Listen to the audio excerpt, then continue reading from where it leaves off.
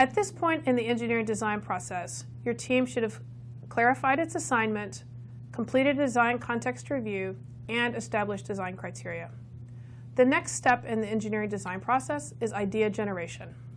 Idea generation can be difficult, but luckily there's a process we have to apply called brainstorming. So for example, assume you have a paperclip. How many uses for this paperclip can you come up with? Stop the video now, take 2 minutes, and write as many uses as you possibly can. Write quickly and then move to the next idea.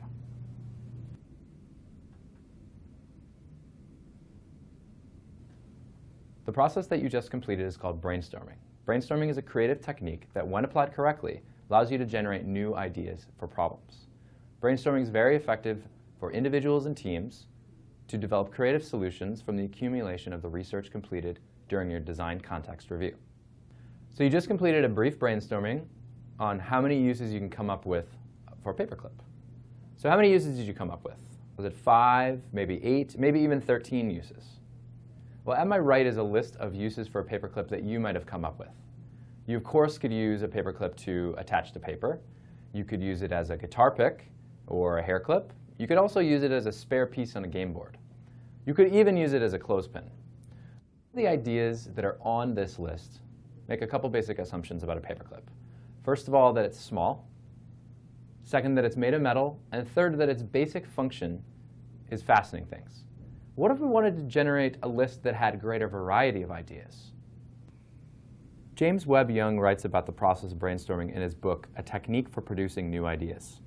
In this book, he provides 2 general principles that govern the generation of new ideas. The first is that you have to be comfortable with the principle that ideas are nothing more than new combinations of old elements. And second is that the capacity to make new combinations depends on the ability and willingness of you to see relationships. If we want to generate a greater variety of ideas for uses for a paperclip, we could change the characteristics of the paperclip. So first, what if we unfolded the paperclip? How many new ideas does this stimulate in your brain? Well, to me, this looks like something I could use to pick a lock. It looks like something I could use to poke holes. This long one, I could use it as a measuring tool. It fits nicely in a book. I could also probably cut tape. If you went even farther with crazier ideas, you could imagine stringing paper clips together as a Christmas tree ornament. You could use it as a hand of a clock or to fix your braces. You could use any of these as a form of currency, as a whisk in the kitchen, or you could melt all of these down and pour them into a new shape. Sometimes some basic assumptions can keep you from getting at the greatest ideas. So what if we relax some of the assumptions you might have made about your paperclip? Let's relax the assumption that it's made of metal. Let's also assume that it's no longer small and it can be any size. Take another 2 minutes, jot down as many ideas as you possibly can for uses of a paperclip if it's no longer metal and if it's no longer small. Write quickly and move on to the next idea. If you imagine the paperclip is big, there are all kinds of ideas you could have.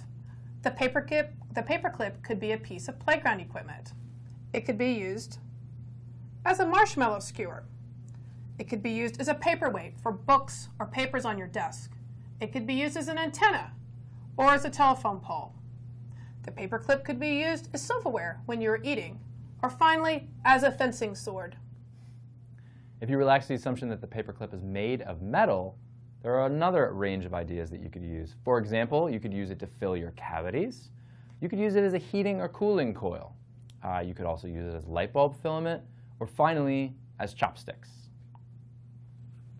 In conclusion, brainstorming is a process to generate ideas. In this video, we used the possible uses of a paperclip as examples for ideation. In the upcoming videos, we're going to be looking at some rules for brainstorming and some techniques for brainstorming.